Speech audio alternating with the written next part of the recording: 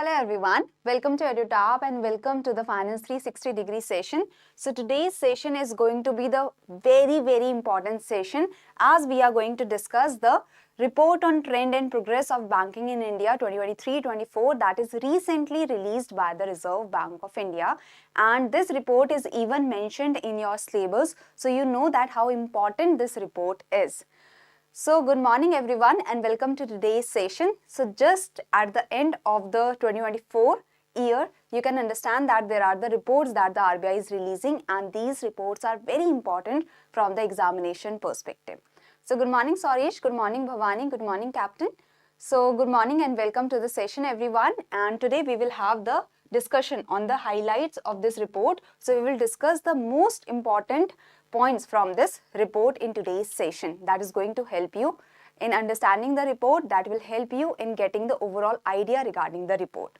So now before starting with the session, do subscribe to the YouTube channel of EduTap so that you continue getting these relevant videos, and join our Telegram channel where you will get the PDF of the session. Okay, so the PDF of the session you will get in the Telegram channel of EduTap, for which the link is provided in the description box below. Okay, so good morning.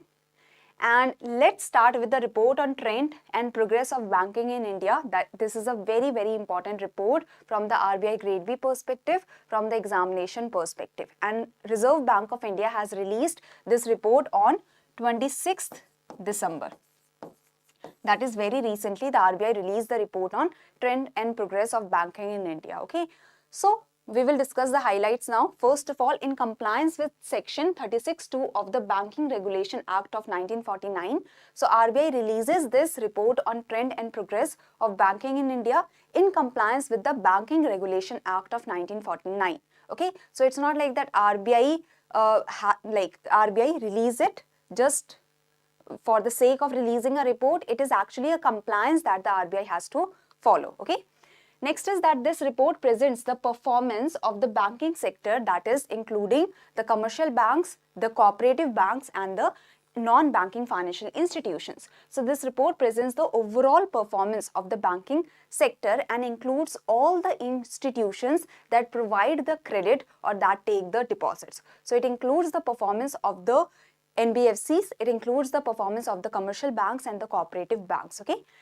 Now this report presents the performance of the banking sector during 2023-24 for the financial year of 23-24, that is for the financial year of 24, and it also presents the data for the financial year of 24-25 so far, that is the first half of the financial year of 2024-25 has finished in September 2024. So for the first half of the financial year of 24-25, the report provides the data for the first half of the financial year also. Okay, so this report is very important.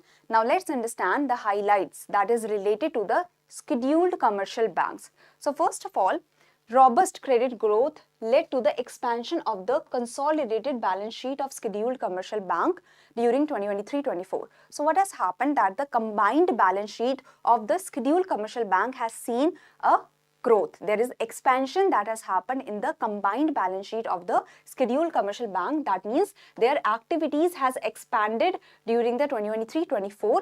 This was because of the robust credit growth. This was because of the immense credit growth. So the consolidated, that is combined balance sheet of the scheduled commercial bank excluding RRBs increased by 15.5% during 2023-24, including the impact of merger, because the banks or the scheduled commercial bank, they might have merged with the non-banks also, or they have included the non-bank companies or the NBFCs under their domain.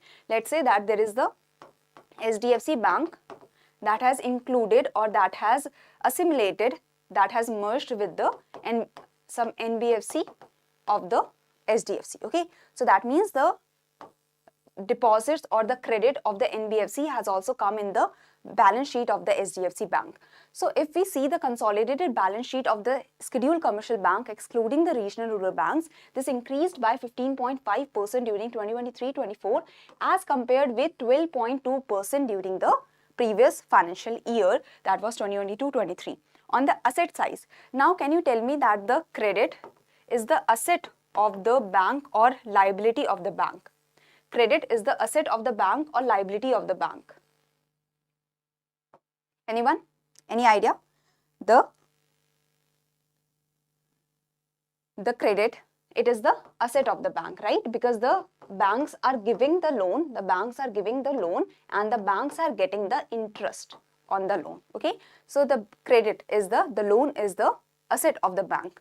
So on the asset side, this expansion that has happened in the balance sheet was driven by buoyant bank credit or the robust credit growth there was, okay? So there was, yes, so there was the immense credit growth that was seen by the scheduled commercial bank, due to which their balance sheet has expanded, which increased. So the buoyant bank credit, or we can say the bank credit, has increased by 16% in 2023-24 on top of 17.4% of growth that has been seen in the previous financial year. So if we see for the bank credit, so bank credit increased in the previous financial year also. In the 2023-24, the bank credit increased by 17.4%. So there was increase in the bank credit by 17.4%, and there is further increase after increasing by 17.4% in 2022-23. There is further increase that has come in the bank credit by 16%.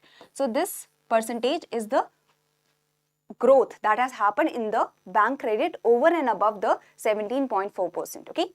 So the bank credit has grown by 16% in 2023-24 on top of 17.4% of the growth in bank credit in 2022-23.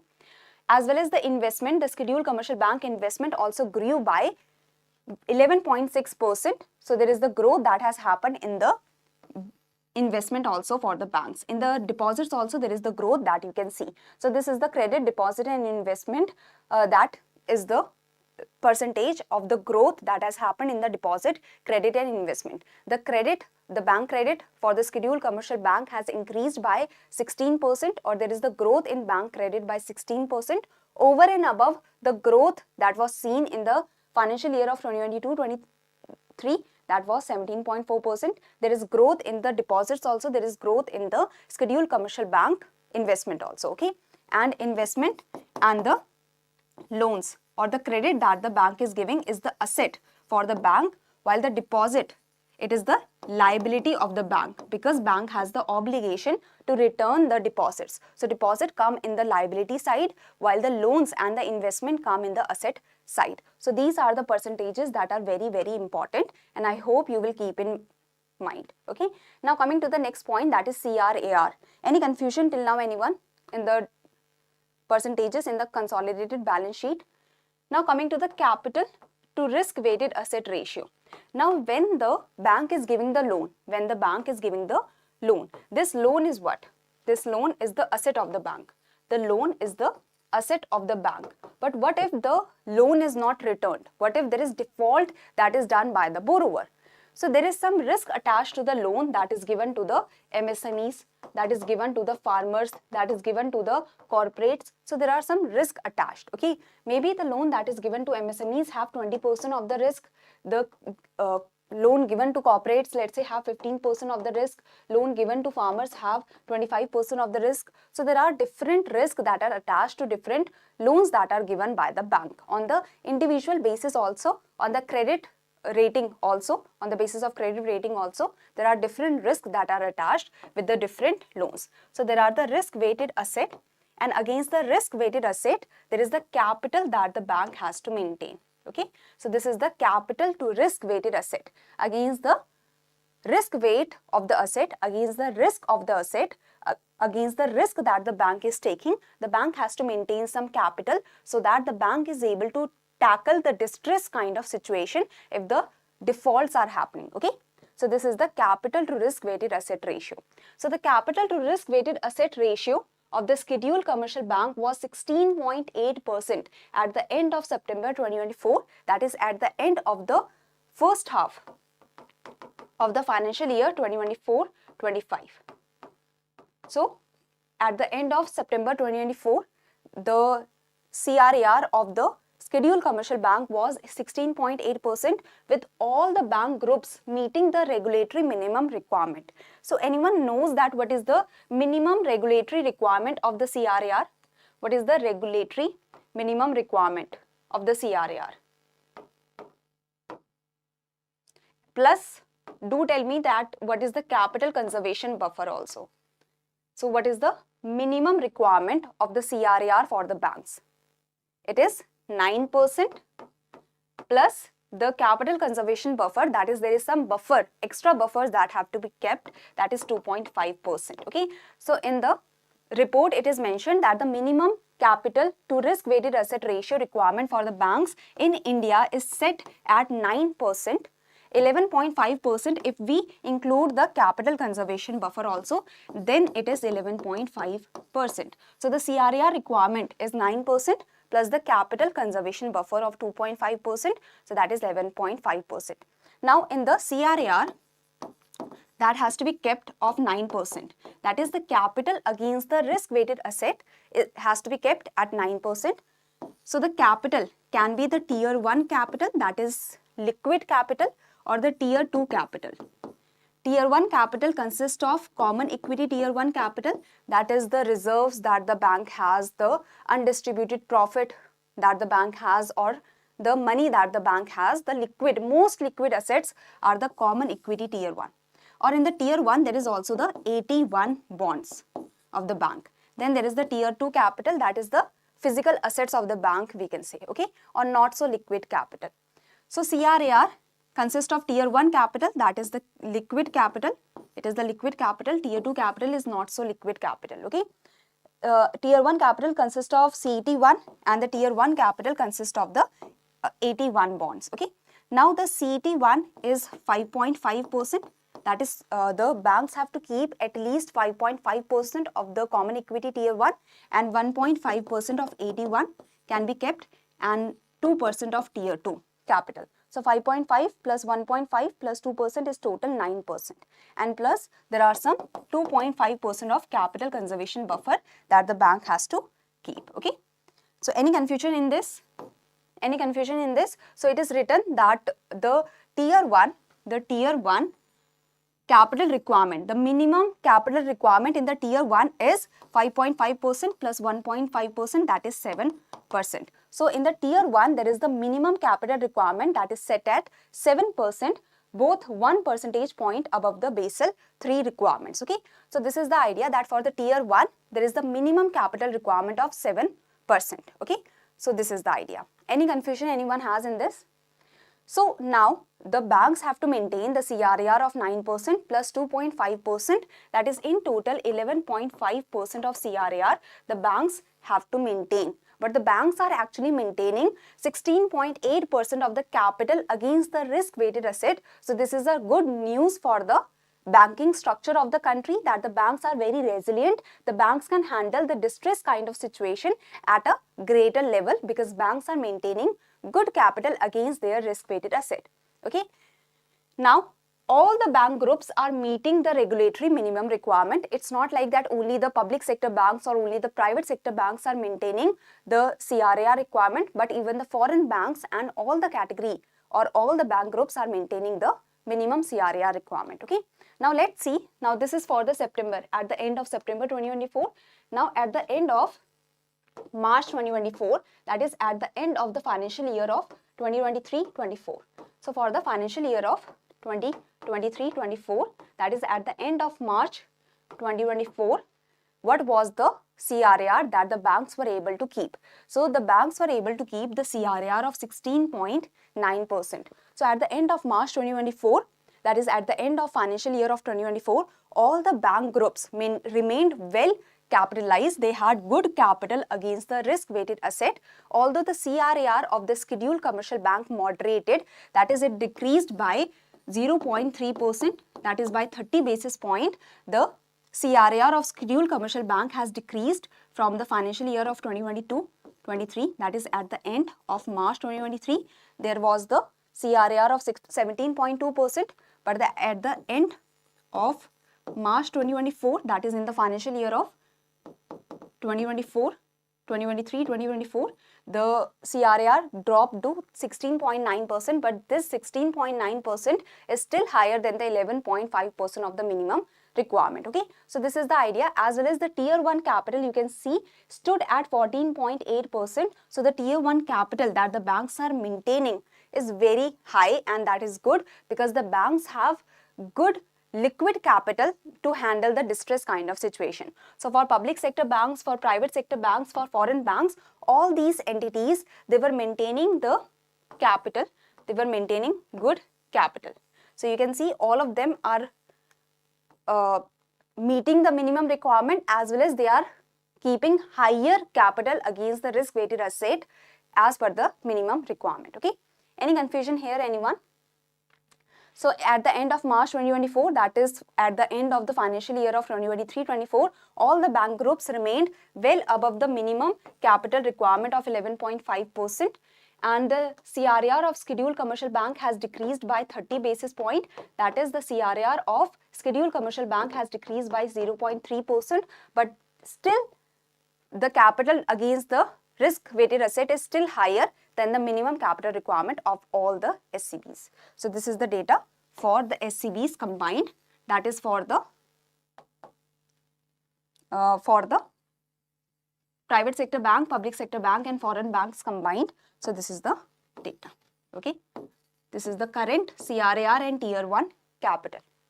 Now coming to profitability. In India, strong macroeconomic fundamentals, we have seen that all the bank groups, they are maintaining the CRAR above the minimum requirement. In total, at the end of March 2024, the CRAR was 16.9%, out of which the tier 1 capital was very, very high at 14.8%. Okay, so the India has strong macroeconomic fundamentals that have boosted the performance and soundness of the Indian banking and non-banking financial sectors. So banks' profitability has also improved for the 6th consecutive year in 2023-24. So you can understand that the profitability, it's not like that we are maintaining good capital against the risk weighted asset, but the profitability of the banking structure or the profitability of the banks have also improved for the 6th consecutive year in 2023-24, while their gross non-performing assets, the non-performing assets ratio reached its lowest level in 13 years at 2.7% at the end of March 2024, that is at the end of the financial year of 2023-24. Okay, so gross non-performing asset, let's say that you have given a loan. Now the borrower is not making the repayment and the borrower is not making any payments, the borrower is not giving the EMI or the interest, or the loan is not being paid for more than 90 days. So the loan becomes non-performing asset, it is not performing for the bank. Okay, so this is the idea that gross non-performing asset ratio has also reached its lowest level in 13 years at 2.7% at end March 2024. So the asset quality has improved because the gross non-performing asset have reduced. So gross non-performing asset have reduced and the asset quality has improved, with the gross non-performing asset ratio falling to its lowest in 13 years at 2.7% at the end of March 2024 and 2.5% at the end of September 2024. That is, in this financial year, in the financial year of 2024-25, we are expecting that the gross NPAs can even fall further.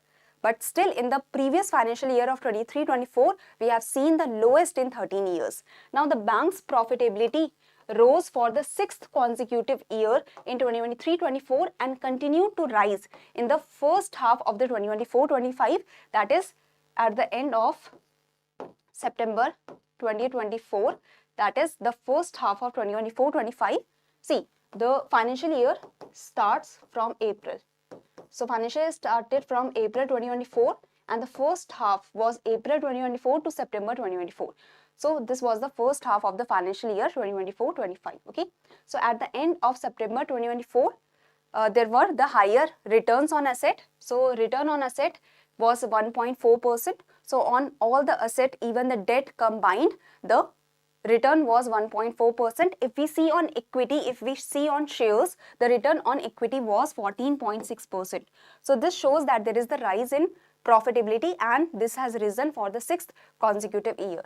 So the ROE, that is the return on equity, return on asset has increased, and the return on equity has also increased. So return on assets has increased for the 6th consecutive year, and the return on equity has also increased for the 6th consecutive years. Okay, so there is higher return on asset and return on equity for the scheduled commercial bank. So that is a good news. Okay,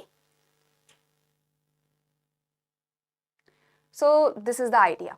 Now there is a question of Saurabh. Yes, this is not, we can say, annual report, because annual report means something else under RBI. So this is a yearly report that is released once in a year only. Okay, so report on trend and progress, this is a yearly report that is released once in a year, and it provides the whole accounts, or we can say it provides the whole details about the banking structure in India.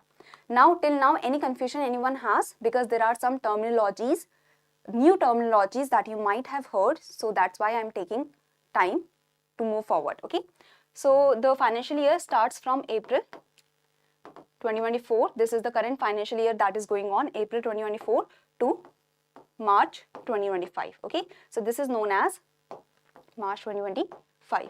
So this is known as the financial year 2024-25 or the financial year 25. Okay, that is financial year 2025. So April 2024 to September 2024 is the first half of the financial year 2025, or this is the first half in the financial year 2024-25. Okay. Now coming to the highlights of the Urban Cooperative Bank. So the combined balance sheet of the urban cooperative banks expanded in 2023-24 with asset quality improving. So their balance sheet has improved, or it has expanded. That means the assets have expanded, as well as their asset quality has also improved for the 3rd consecutive year. That means their gross non-performing asset must have decreased, while capital buffers, that is the capital against the risk-weighted asset, and profitability were also strengthened. So you can understand that not only the scheduled commercial bank, but even the urban cooperative bank, are having improvements. Okay. Yes, so profitability has 2 measures, that is ROA and ROE. ROA is return on asset, that includes all the asset and debt of the company, of the bank, and ROE is on the shares particularly. Okay, ROE and ROA.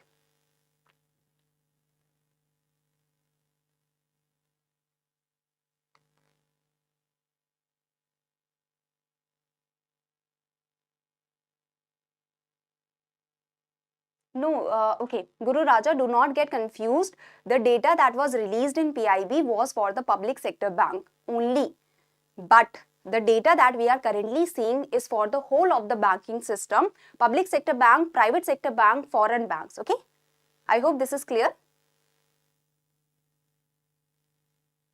GNP is calculated for a day or for a month. Okay, let's continue. So for the urban cooperative banks, you can see that the gross non-performing asset ratio has even further decreased. So that means the non-performing asset, the gross non-performing assets are decreasing for the urban cooperative banks, and the asset quality is improving. If the non-performing assets are decreasing, that means asset quality is improving. Okay, so asset quality is improving, the capital buffers, profitability has improved or strengthened for the urban cooperative bank. So that is good news for the UCBs. Now coming to NBFCs. So the non-banking financial companies sector exhibited double-digit credit growth. So there is double-digit credit growth that has been seen by the non-banking financial companies, while its unsecured lending has decreased. So you can understand that if unsecured lending is decreasing, unsecured lending means that is the lending without collateral. So these are unsecured lending. So the NBFCs are decreasing their unsecured lending, and the NBFCs are increasing their secured lending.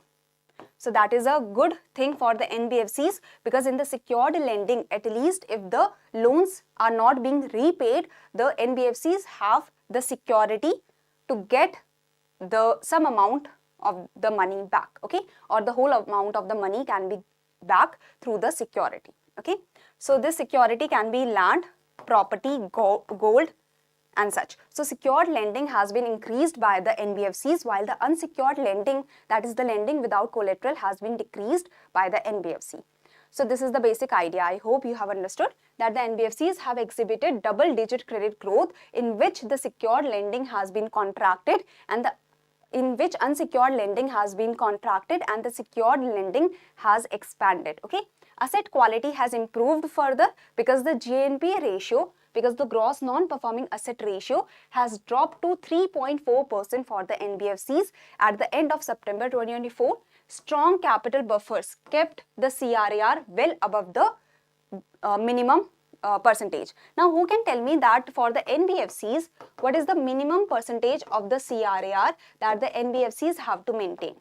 Anyone who remembers that what is the minimum percentage of the CRAR that the NBFCs have to maintain? It is not 9%, it is not 11.5%.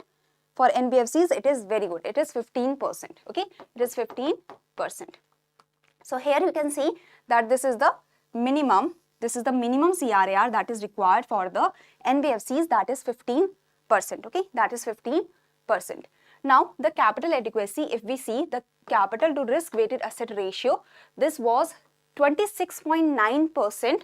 That was well above the 15% mark at the end of March 2024. So, at the end of March 2024, the CRAR was 26.9% for the NBFCs. So, this is the data for at the end of March 2024. While for September 2024, while at the end of September 2024, the CRAR of the sector stood a comfortable level of 26.1%. That is still above the minimum requirement of the CRAR by the NBFCs. Okay, so CRAR is well above the minimum level. CRAR is well above the 15% mark at the end of March 2024 as well as at the end of September 2024. The NBFCs have kept good level of CRAR against the minimum level. So minimum level is 15% required, but NBFCs are keeping nearly 26% of the CRAR. The gross non-performing asset of the NBFCs are also decreasing while they are increasing their credit growth. That means NBFCs are giving more credit and more credit in the secured lending form. Okay. Now this is we are moving towards the end of the session. So here the priority sector lending by banks. You can see the public sector banks, the private sector banks, the foreign banks, they have to provide 40% of their adjusted net bank credit. That means 40% of their adjusted net bank credit has to go to the priority sectors. Priority sectors are agriculture, housing, and MSMEs, renewable energy, your social infrastructure, education, okay, export. So these are the 7 sectors. There are 7 sectors under the priority sector lending where the flow of the credit should happen by the public sector banks, private sector banks, foreign banks, small finance banks, and such. Okay. So there are 7 sectors that are identified where the priority sector lending should happen. With this, there is the category of others also. So others means that other sectors can also be included by RBI or government under the priority sectors. But right now the 7 sectors that I have told, these 7 sectors are the focus areas under the priority sector lending. So the public sector banks, private sector banks, and foreign banks have to provide 40% of their adjusted net bank credit to the priority sectors, and the small finance bank have to provide 75% of their adjusted net bank credit to the priority sectors. Okay, that's why here the star is written, because 40% is the minimum limit for the priority sector lending from the public sector bank, private sector bank, and the foreign banks. 75% is the total priority sector lending target, or the minimum priority sector, we can say, lending that can be done by the small finance bank is 75%. So the target for small finance bank is 75%. Now if we see the targets and if we see the actual achievement is 42.6% by the public sector bank, 47.4% by the private sector banks, and 41.6% by the foreign banks. So can we say that they have passed? Can we say so? Can we say that they have passed? Yes or no? And for the small finance bank, the minimum, the percentage that they have achieved is 90.6% against the 75% requirement. So yes, all the categories of banks, all the group of banks, they have passed in the priority sector lending targets. Okay, they have met their targets, they have achieved more than their minimum target, we can say. Okay, so for the public sector bank, private sector bank, foreign banks and the small finance bank, they had the minimum requirement of 75%, but they have achieved 90.6% under the priority sector lending. Okay, so if we see for the scheduled commercial bank, cumulatively 45% is the average for the scheduled commercial banks, that is public sector bank, private sector bank and foreign bank. If we combine these, so 45% is the average. Scheduled commercial bank includes private sector bank, public sector bank and foreign banks. Okay, so this is the idea. Any confusion anyone has? Now before going to the questions, I want to inform you regarding the price hike that is going to happen in the courses of NABARD, SEBI, RBI, IRDI and FCI. So in all these courses, there is going to be the price hike of 20%. But today you have the chance. So the price hike will start from 1st January 2025. So today is 31st, so you have the chance to get the courses at the current prices, that is at the lower prices, and you are also getting flat 70% off, that is valid till 31st December 2024 only. From tomorrow onwards, there is going to be a price hike of 20% on all these courses. Okay, so let me show you the website where you can go and see the courses also. So if you go to edutap.in, you can go to courses section. Let's say you want to buy RBI Grade B course. So you can go and see that what all thing that you are getting. So you can see that what all you are getting in the course, and right now there is 70% off that is going on all the courses. Silver course, test series, even in gold course, you are getting 70% off at the current prices. And these prices are going to increase from tomorrow because there is going to be a 20% price hike in the prices of the courses. Okay. So do go to the edutap.in, and if you want to buy the courses, you can see in the courses section. And if you are thinking of buying, I will suggest that buy today, because I have seen that this is the highest of that the company is giving, that the organization is giving. So if you want to buy, you can buy at this price. Okay. From tomorrow onwards, there is going to be a price hike. Okay. Now coming to the questions. Any confusion anyone has till now? First of all, any confusion anyone has?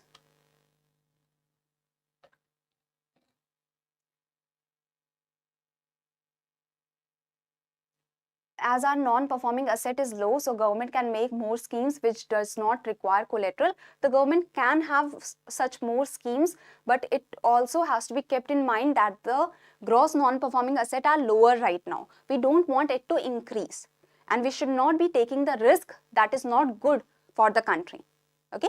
So collateral-free loans are allowed in agriculture sector, and recently the limit has been increased to 2 lakhs per borrower in the agriculture sector and allied sector. But such loans have to be like, the banks are giving such loan while keeping in mind that they should not be bearing the losses also, right? They should not be bearing the losses. So collateral-free loans are fine, but it has to be kept in mind that they should be in a limit. Okay. Okay. So recently, one more thing that do not get confused, recently the Ministry of Finance has released the data for the public sector banks. Okay. Now in the report, you have the data for the scheduled commercial banks that include the public sector bank, the private sector bank and the foreign banks. So the report provides you the data for scheduled commercial bank, for the NBFCs and for the urban cooperative bank, while the Ministry of Finance recent data was particularly on the public sector banks. Okay. Now this is the first question. I hope you will be easily able to answer this question.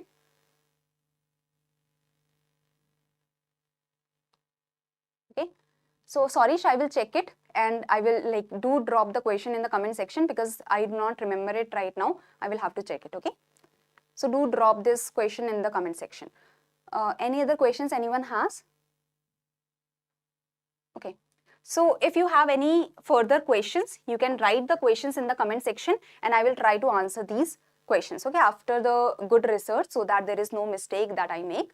So here, this is the second question. I hope you will be able to answer this question also. So do give me the right answer of the homework question, and do tell me that you liked the highlights of the reports or not.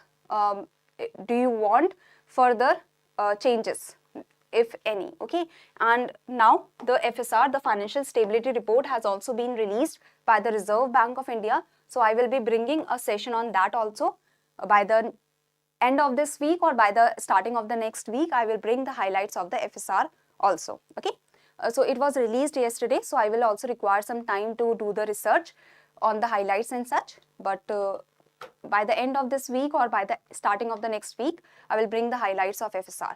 Do give me the right answer of the homework session, of the homework question, and do tell me that how was the session, did you like the session? Okay, so happy new year to everyone. Enjoy your new year as well as keep on revising. I hope that this new year is filled with happiness and success for all of you. Thank you so much for attending the session, and do tell me in the comment section did you like the session. And it also fills our new year with happiness when we see so many of the students giving good comments to us, or they are saying something nice. So it always fills us with joy and such. Okay, so do give me the right answer of the homework question, and if you have any confusion, do write in the comment section. And happy new year to everyone. It is like advanced new year. Enjoy your last day of this year, and let's say that the coming year will be the happiest for you all, as many of you will get the success that you want. Okay, happy new year in advance. Thank you everyone. Thank you for joining, and do comment down below how you like the session.